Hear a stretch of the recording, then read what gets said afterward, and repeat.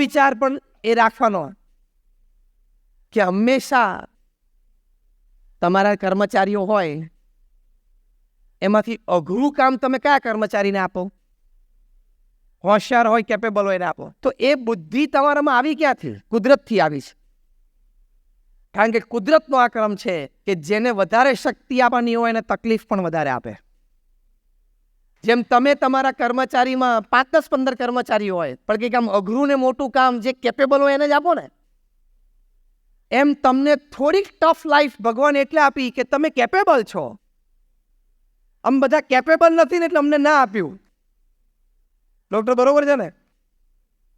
અમે બધા કેપેબલ ઓછા છે, આપણી શક્તિ ઓછી છે જીરવવાની, એટલે ભગવાને આપણને આવી પ્રતિકૂળતા ના આપી. તમને લોકોને એટલે આપી કે ભગવાનને તમારામાં વિશ્વાસ છે કે તમારામાં ખૂબ શક્તિ બહાર આવી શકે. આ ફિલ સુધરલેન્ડની મેં વાત કરી, નિક જોનાસની મેં વાત કરી, તો આ લોકોની શક્તિ ખીલી ગઈ અને એક જુદી કક્ષાએ પહોંચી ગયા. એટલે ભગવાને આપણને તકલીફ આપે છે, સામે આપણી શક્તિનું પણ એમને નિર્માણ કરેલું છે. અમારા એક વડીલ સંત છે પરમ પૂજ્ય ડૉક્ટર સ્વામી, એ બહુ જ એક સુંદર વાત કરે છે, એક સુંદર વિચાર આપે છે કે આપણામાં તો અનંત શક્તિઓ રહેલી છે, પણ એ પ્રસંગે ટાણે ખીલી જાય છે. આપણે તો આજીવન આ પ્રસંગ છે એટલે ચોક્કસ ખીલી જાય. એ તમે જેડી બાળકો મોટા રમતવીર પણ બની શકો છો, તમે એડવોકેટ ને ડૉક્ટર પણ બની શકો છો, તમે CEO અને MD પણ બની શકો છો, તમે મોટો ફેમિલી બિઝનેસ પણ ઊભો કરી શકો છો, તમે રિસર્ચ એન્ડ ડેવલપમેન્ટ R&Dમાં પણ જઈ શકો છો. બધું જ થઈ શકે છે. એટલે આ વિચાર દ્રઢ રાખજો કે જેમ પૃથ્વી ઉપર 7 અબજમાંથી કોઈ પણ વ્યક્તિ ગમે તે કરી શકે છે, એ પ્રયત્ન કરે તો એમ હું પણ કરી શકું. બસ એ વિચાર હંમેશા દ્રઢ રાખો. તો એ વિચારથી તમારું દૈવત ખીલે છે. પછી મેં કહ્યું એની માટે પુરુષાર્થ. તમે બધા એક ક્રિકેટરનું નામ સાંભળ્યું હશે, સ્ટીવ વો, જે ઓસ્ટ્રેલિયાના કેપ્ટન હતા. એ જ્યારે ઓસ્ટ્રેલિયન ક્રિકેટ ટીમમાં જોડાયા ત્યારે 7મા ક્રમાંકે બેટિંગ કરવા માટે આવતા અને 4થા કે 5મા ક્રમાંકે બોલિંગ કરવા માટે આવતા. એટલે એક મીડિયમ લેવલના ઓલરાઉન્ડર હતા. એમની કારકિર્દી ખૂબ જ ઉજ્જવળ રહી. One of the world's most successful captain રહ્યા. એ રિટાયર થયા તો રીડર્સ ડાયજેસ્ટે બહુ સુંદર આર્ટિકલ લખેલો અને આર્ટિકલનું ટાઇટલ બહુ સરસ હતું. હજી મને યાદ છે title, the gentle side of cricket tough guy. એમને લખેલું, સ્ટીવ જોબ્સ ઇન્ટરવ્યુમાં બોલ્યા કે હું 7મા ક્રમાંકે બેટિંગ કરતો હતો, 4થા કે 5મા ક્રમાંકે બોલિંગ કરતો હતો, પણ મેં નક્કી કરેલું કે એક દિવસ હું ઓસ્ટ્રેલિયાનો કેપ્ટન થઈશ.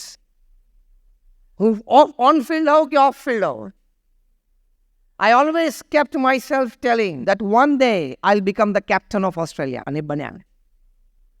એમ આવા ઊંચા અભિગમ સાથે તમે હંમેશા જીવો તો કામ થઈ જ શકે. કોઈ ખચકાટ નહીં રાખવાનો, કોઈ શરમ નહીં રાખવાની, કોઈ પણ જાતની વરીઝ નહીં રાખવાની. અને આપણી ઉણપ છે તો એ ઉણપને તાકાતમાં ફેરવી નાખવા માટે પરિબળો પણ ઘણા બધા છે. પ્રમુખ સ્વામી મહારાજ બિલ ક્લિન્ટનને મળ્યા 2000ની સાલમાં અમેરિકામાં. ત્યારે પ્રમુખ સ્વામી મહારાજની ઉંમર 80 વર્ષની હતી. બિલ ક્લિન્ટન અમેરિકાના પ્રેસિડેન્ટ હતા. He was running for his second presidency. Florida માયામીમાં 22 મિનિટની મુલાકાત થઈ. બિલ ક્લિન્ટન અંગ્રેજી બોલે, પ્રમુખ સ્વામી મહારાજ એક શબ્દ સમજે નહીં. પ્રમુખ સ્વામી મહારાજ ગુજરાતી બોલે, બિલ ક્લિન્ટન એક શબ્દ સમજે નહીં. હવે આ ઉણપ તો કહેવાય, એક લૌકિક દ્રષ્ટિએ ભાષાકીય મર્યાદા તો કહેવાય. પણ પ્રમુખ સ્વામી મહારાજે આખું વ્યવસ્થા તંત્ર અને સંસ્થા એટલી ઊભી કરેલી કે બંનેના વાર્તાલાપમાં વચ્ચે જે ઇન્ટરપ્રિટર સંત હતા, દુભાષ્ય સંત હતા, એ ઇંગ્લેન્ડની સારામાં સારી ઇન્સ્ટિટ્યૂટમાંથી ભણેલા હતા.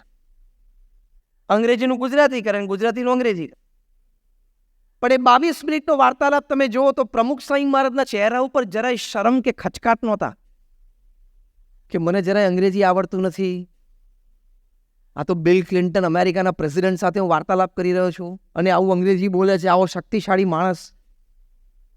જરાય શરમ ને જરાય ખચકાટ નહીં. I am doing the best I can, he is doing the best he can. Simple attitude. એમને જે સારામાં સારું આવડે છે એ કરે છે, મને જે સારામાં સારું આવડે છે હું કરું છું. સિમ્પલ અભિગમ એ રાખવાનો. કેમ આ મને નથી આવડતું, કેમ આ નથી ફાવતું એ વિચારવાનું જ નહીં. મને જે ફાવે છે, મને જે અનુકૂળ છે, મને ગમે છે એવું શ્રેષ્ઠ કરું છું. કરવાનું શ્રેષ્ઠ એ અભિગમ રાખીએ તો આ ઉણપથી કોઈ દિવસ તમને ખચકાટ, શરમ નહીં લાગે. એટલે આ ઉણપને તાકાતમાં ફેરવવા માટે એક બીજો વિચાર આ છે કે તમારું એક વ્યવસ્થા તંત્ર, એક વાતાવરણ, આજુબાજુના સંગ અને સાથીઓ પણ એવા રાખો કે બધાની તાકાત ભેગી થાય. બહુ જ મોટા એક બિઝનેસમેન હતા, એન્ડ્રયુ કાર્નેગી, $1 બિલિયનર હતા. મોટો સ્ટીલ બિઝનેસ હતો. 5-7 ધોરણ ભણેલા હતા.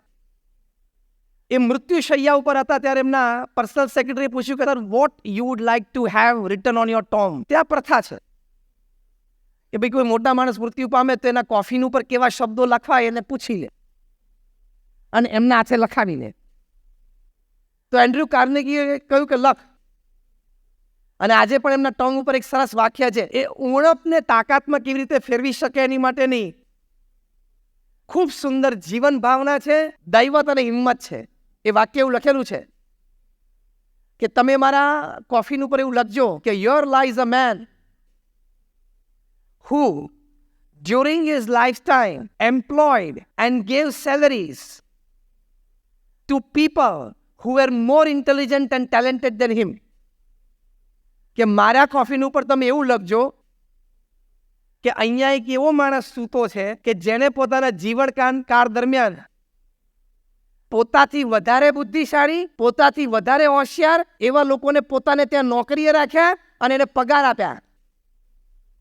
એવું લખજો કે પોતાથી વધારે બુદ્ધિશાળી, પોતાથી વધારે હોશિયાર એવા માણસોને પોતાને ત્યાં નોકરીએ રાખ્યા અને એને પગાર આપ્યા. એવું લખજો ને એવું લખેલું છે. એટલે ઉણપ જ નથી. તમારો અભિગમ ઊંચો હોય ને તમે તમારાથી પણ વધારે ઇન્ટેલિજન્ટ માણસ કરતાં વધારે કામ કરી શકો છો. પ્રમુખ સ્વામી મહારાજના જીવન પ્રસંગો આપણે જોયા, એન્ડ્રયુ કાર્નેગી જેવી વ્યક્તિઓના પ્રસંગો જોયા, સ્ટીવ વોના આપણે પ્રસંગો જોયા. તો હકીકત છે, ઇટ કેન હેપન. એટલે આવા અભિગમો સાથે તમારે જીવવાનો. ક્યારેય નિરાશા, ડિપ્રેશન, સ્ટ્રેસ આવવા જ નહીં દેવાના. ડોક્ટરે એક ચિઠ્ઠી લખવાની વાત કરી, એમાં બધાના નામ લખવાની વાત કરી, અને પછી ખિસ્સામાં રાખવાની વાત કરી, અને પછી સુગંધ આવે એની વાત કરી. બહુ સુંદર વાત કરી. એમ હું તમને એક બીજી ચિઠ્ઠી લખવાની વાત કરું. તમારે રોજ ચિઠ્ઠીમાં લખવાનું ડિપ્રેશન, પછી એના 5 ટુકડા કરીને ઘા કરવાનો.